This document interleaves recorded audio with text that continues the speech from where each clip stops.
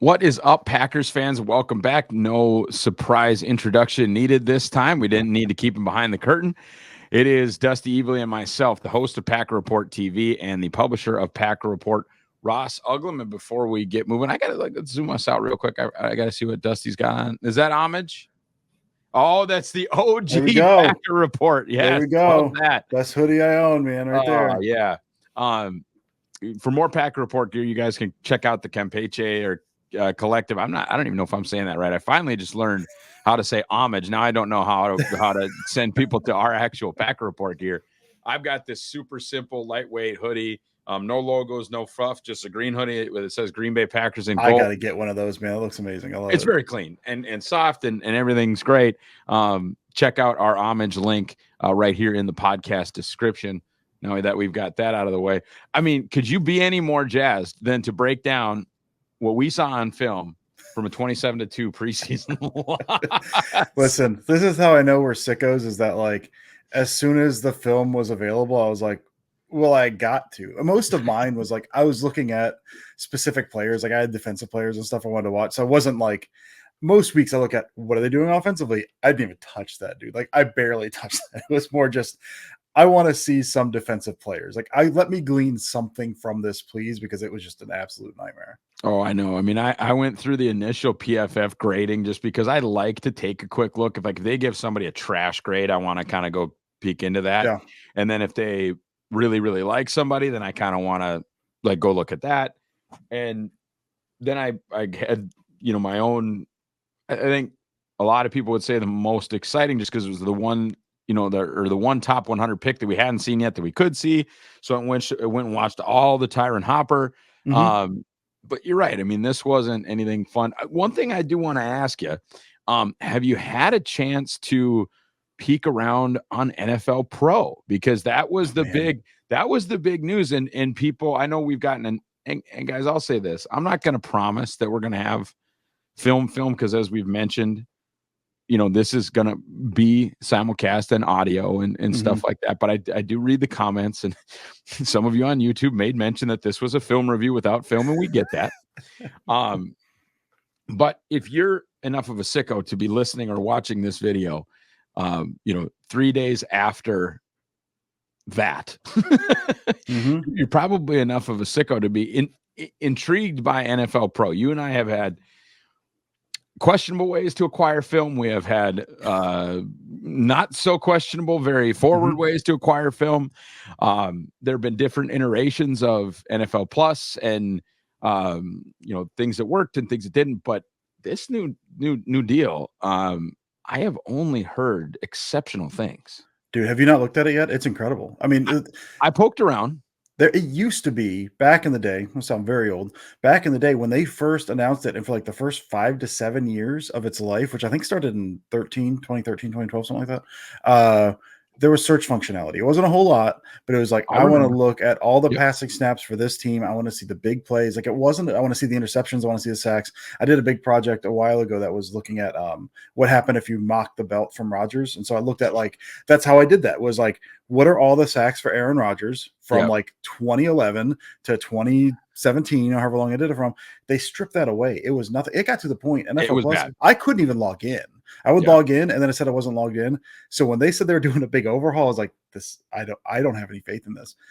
I opened it up that first day, and I was like, "Oh my goodness! Oh my!" Like surpassed expectations. I thought it was going to be $500. Like, okay, I can afford this. Oh, it's what I'm paying already. This is incredible.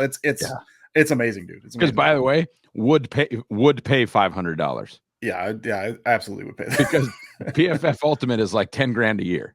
Yeah. I mean, and this is, I want to say exactly that. I think there are some downfalls. I think there are some downfalls to this, like a couple small nitpicky things. But overall, I mean, this is hopefully they take feedback. Hopefully they take feedback. Yeah. But revolutionary stuff. All right. We're going to dive into mine. And so guys, if you are following along, however you may access film, whether it is through NFL Pro, however you're getting it, the all 22 black market might be dying. We're not judging. We're not judging here, is what we're saying. Like you're still in possession of a physical hard drive that I mailed to you so that you could send me back some all 22. Yeah, I still need to do that. I got some older stuff. I still need to do that. The tag is Q3, 59 seconds left. It is the safety. So this would, of course, be Green Bay's lonely scoring play on the day, which again, what a day it was. What a 3 hours to spend among friends that was. But I find this play interesting because, again, quarter 3, 59 seconds, 2nd and 14. I think this is a lot of what you can expect from the Jeff Hafley defense. And what I mean by that is everybody hears Jeff Hafley and they think press man blitz. Like, oh, we're going cover 0. We're going to spam cover 0 like Brian Flores did last year when he didn't have anybody who could cover. Yeah. It's not that. And what I found so cool about this play is, is Zach Wilson the greatest quarterback in the world? He's not, no, but that's a functional NFL player, right? Like some third strings cute. I mean, you get Ben DiNucci in there and there's some, so Zach Wilson. We've seen Nathan Peterman is what you're saying. Yeah. Right. Played this game. So I would call this a heavy middle field closed look. You're thinking you're going to get 1. You're thinking you're going to get 3. I'm on the wide angle right now. Post snap, I got to tell you, especially the way that Zane Anderson screams back and the way, frankly, that Tyron Hopper screams that back, I think they win a late Tampa 2 look here. They did with a very simple tackle and stunt, and just those little intricacies where we're still gonna drop 7, we're gonna be sound in coverage, but instead of vanilla cover 4. And I promise I will not just drone on about Joe Barry for the next 7 months. I promise. Okay. But instead of the same vanilla too high, yada, yada. All right, well, let's show 3, drop into Tampa 2 and run a little tackle and stunt. And the Broncos just had no chance. I mean, to me, this is a clear cover 3 pre-snap look because the left cornerback is tight to the tight end and the linebacker is walked out on the wide receiver, on the slot wide receiver, which you could tell an 8th grade quarterback. I mean, an 8th grade quarterback could tell you this is not man, because that if this was man, that corner would be over covering that wide receiver. And then you've got Zane Anderson basically up in the box. So I'm thinking cover 3 because he's in his hook curl. I've got Catano Ladapo playing center field. This is middle of field closed. I don't think it's cover 1 because they got a linebacker on a receiver. Cover 3. Bam, hit him with the Tampa 2. I don't know. And plus it's play action. He snaps his head around. Whatever he was looking for against 3, which it looks like the Broncos run a little dagger concept here, is just not there. No. And by the time that outside receiver clears, and by the way, there's a defender there, it's over. And so I really enjoyed that one. Your play, Dusty, was not even done by the Green Bay Packers. So walk us through that one. Listen, man, if you know me, I love the offensive side of the ball. And if you watch this game, you know that there is very little to be excited about the Packers. I mean, we talked about this a little last week. I mean, the play we looked at last week was that little stick nod. It was a nice little variation of what they normally run. It was very cool. For the most part, it was relatively basic, but it also was not executed well. So there's not a whole lot there to find. But what I did find, I like to steal things. And so mine is timestamp is 13:25, 2nd quarter. It's 2nd and 2. Broncos have, I guess, a 2nd and goal. Broncos have the ball to 2. This is the Bo Nix touchdown. Not the first one that wasn't a touchdown, but he got praised for anyway because he was 5 yards over the line and threw the ball anyway. Not that one. It's the other one, which is, it's not unique to the Broncos. There's not even motion. I mean, their Packers are in man. They got the box stacked because it's a super condensed formation. It's basically stacks on both sides with an inline tight end. I think 11 personnel, single back, if I'm not mistaken. And it's a kind of looks like front side boot, but it's basically a sprint out. And so it's a play action with the quarterback following the running back, essentially sprinting to the right.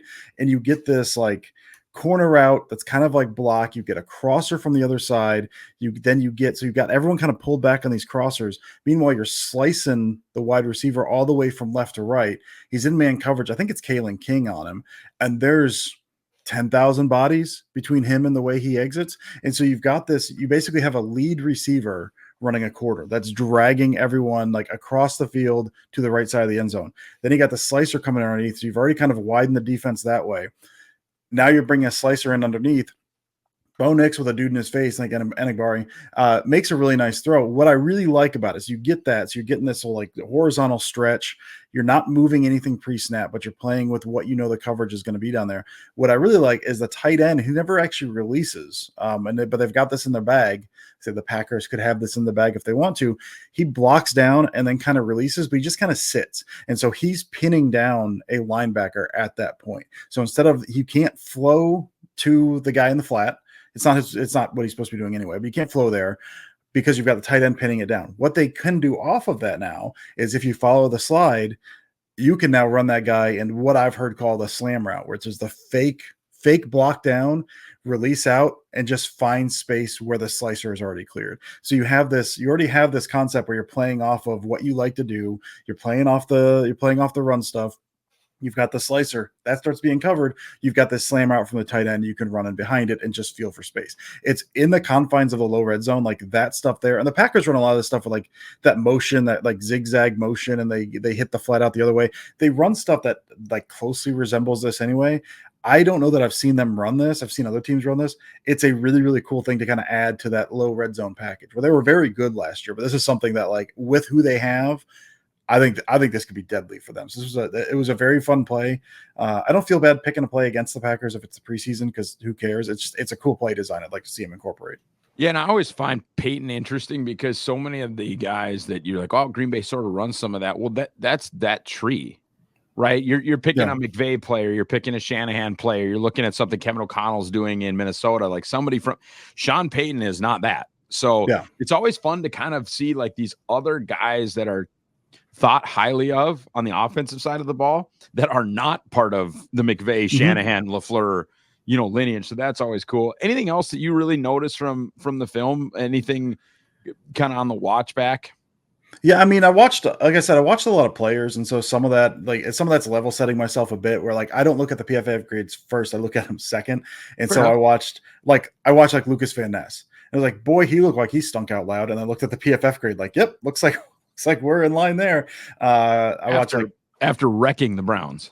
Yes, after wrecking the Browns. So I think I've got a little concern there, but it's preseason. But like Oladapo, we obviously didn't get to see before. Got to watch him now. I think Bullard, I was excited. We didn't get much of him. But like I watch mostly guys on the defensive side. And I think there's, even with as bad as it looked at times, some of these rookies, Hopper was another guy I watched. Like it wasn't all there. But I think there was some good stuff on that side of the ball in terms of like what the players were doing, what they were showing, potentially what they could become. So I think in terms of just like the players themselves on the field, it was good to get a look at some guys in secondary action, kind of in the second preseason game, and then and like Oladapo, like the first time. So it was a fun watch on the defensive side just to kind of pay attention to those guys. Yeah, I think Oladapo and Hopper were the interesting ones to me because they're both top. I would guess probably top 150, something like that. If Oladapo was a 5th round pick, and I've talked on the draft side, of course, the genesis of the show was basically the daily draft. I've talked about Justice Mosqueda always says the draft is four rounds long. After round 4, go spend time with your families, which is not necessarily a terrible suggestion, but the Packers have been really good in round 5. They simply have. You talk about Aaron Jones, talk about a number of guys that they've been able to get. I think Micah Hyde was a 5th round pick. I think Wicks is a 5th round pick. Like they've done MVS when they grabbed all those receivers. I think MVS was 4th or 5th, maybe. Right. Yeah. And so I've said the Packers draft is 5 rounds long. And so Katana Oladapo and Tyron Hopper is a top 100 pick. Most top 100 picks you want to play like now. And I just thought a lot of what we thought going in. Hopper doesn't look very good in space. It was clear they wanted to get Oladapo a ton of snaps at free. He played a ton of snaps at Mm-hmm. free. But then when he got to do fun, cool Katano Ladapo stuff at the line of scrimmage, it was fun and cool. So that dude looks like a linebacker. Yeah. That dude he's a thumper, man. Just He a is. box thumper. I love him. Absolutely. Okay, guys. Hopefully we have more fun next week for you guys after the Ravens preseason game. But this has been awesome. Do everything you're supposed to do here on the YouTube channel. Like, click the bell, get the notification, subscribe. I'm Ross. He's Dusty. We'll see you guys later. Go Pack, go. Go Pack, go.